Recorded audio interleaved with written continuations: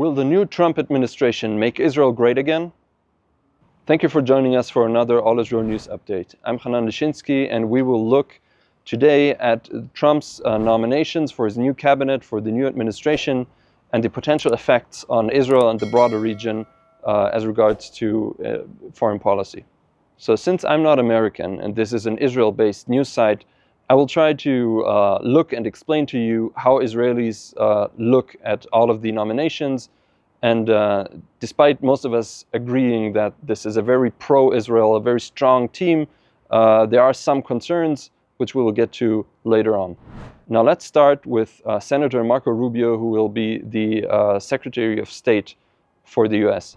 There isn't really much to say about this. Rubio is a very strong pro-Israel candidate, but he's also very known for his anti-China stance, and we will get back to that later on.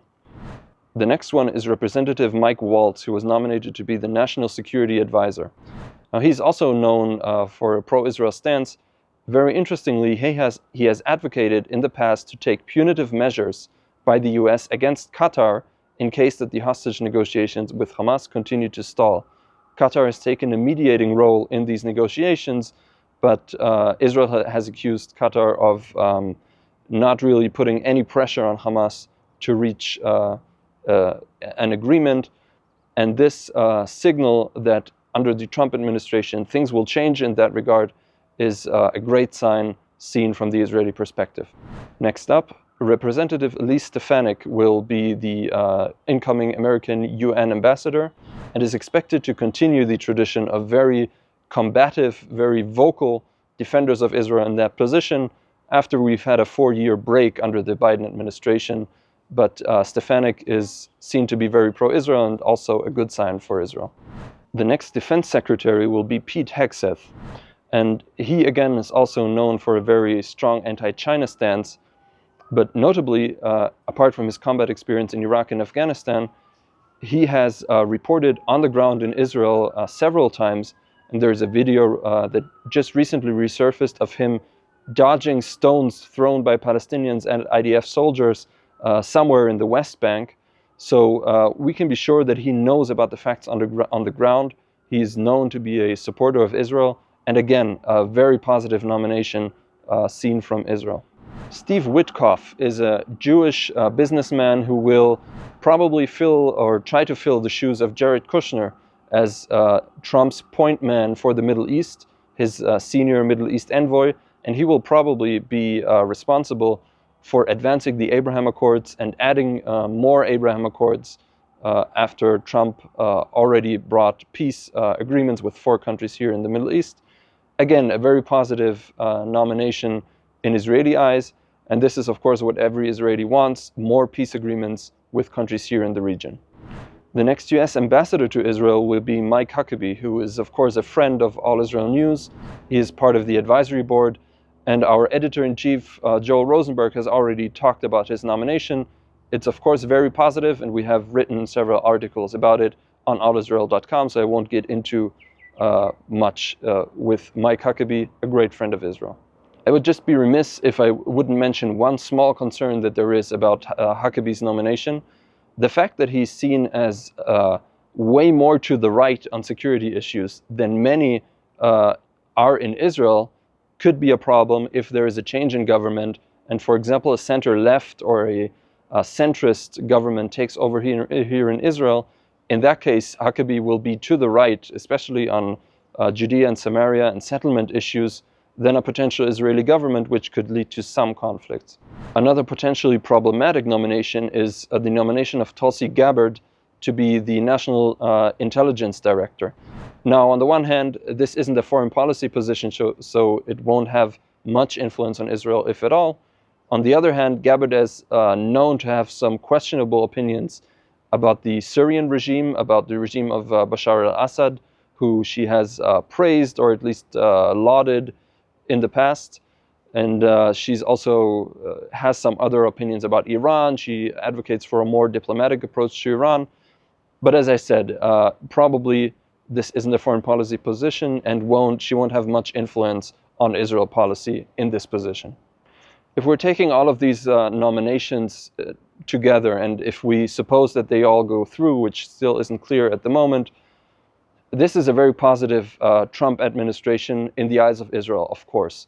This signals a strategic shift in the US foreign policy regarding the Middle East, away from the diplomatic approach, which was seen as very weak here in the region, back to a very strong posture against Iran, back to the maximum pressure campaign by the Trump administration the last time around. And this is what many Israelis have hoped for all throughout the US elections and the last couple of years, and have honestly missed these last 4 years under the Biden administration. The strategic shift isn't limited to Iran, however. As I mentioned earlier, the refocusing on the Abraham Accords is something that the Israeli government has waited for a long time. Netanyahu has been very proud and is always talking about the Abraham Accords as one of his greatest accomplishments. So most Israelis are very eager to return to this. In addition, there's also a potential shift back to maximum pressure on the Palestinians.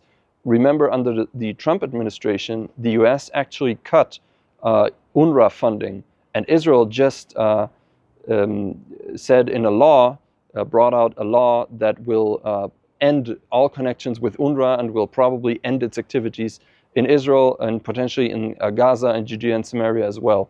So both governments are very much aligned on this issue as well. In the same context, speaking about the Abraham Accords, the negotiations between Israel, Saudi Arabia, and the US about a kind of three-side deal that have been stalled since the start of the war are expected to restart and re-energize. And this is also something that Israel is very much waiting for, especially since the Trump administration is expected to dampen or to put a brake on many of the demands made by Saudi Arabia, especially the demands to recognize a Palestinian state in exchange for peace and for all of these deals. So with Trump in his corner, Netanyahu will be much more confident engaging in those talks.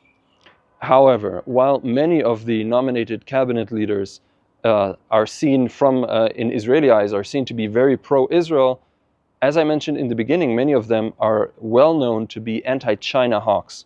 And this might be the most important point. Many here in Israel, both Israelis as well as Israel haters, often think that everything is about Israel or about the Jews. And I don't think it always is.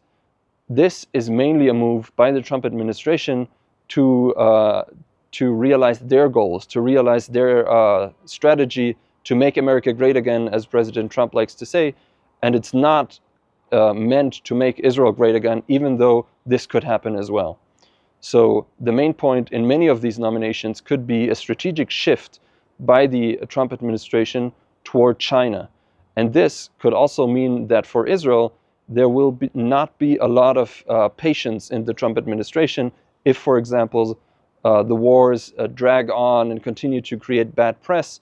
And as we already see, even before Trump is inaugurated, he's putting pressure on Netanyahu to finish the wars. Now, he might tell Netanyahu to finish the wars on Israel's terms, which is excellent.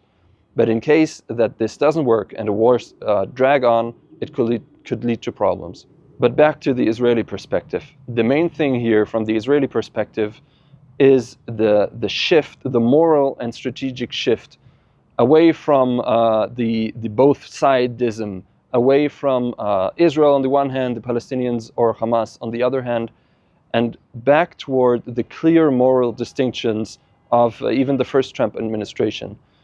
Israel expects to again be seen by the Trump administration as the good side, the moral side, the side that didn't start the war and has offered peace and will pursue the war goals which are justified, and will hopefully receive enough rope by the Trump administration to bring the wars to an end and to a justified conclusion of peace and quiet for Israel's population, both in the north with the border with Lebanon, as well as in the south next to Gaza. Now, I know that many of you are in the US and you can follow US media, but if you want to continue to receive updates and analysis about all of these issues from an Israeli perspective, based on a biblical perspective, Follow us here at All Israel News, visit our website allisrael.com, and follow our social media channels.